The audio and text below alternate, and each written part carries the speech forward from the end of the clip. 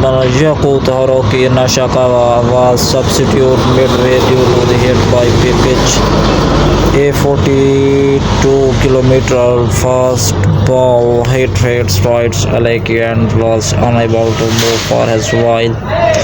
Opening game saw being with Yakulit fifth PP Romi Jokic's outfielder Haruki Nishikawa was substituted midway through after being hit by a pitch near his right leg.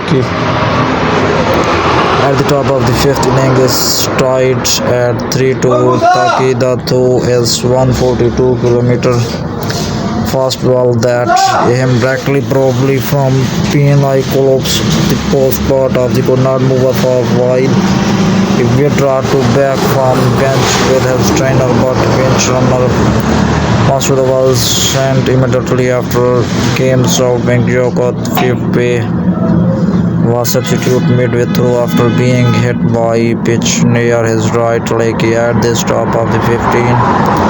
2-3-2.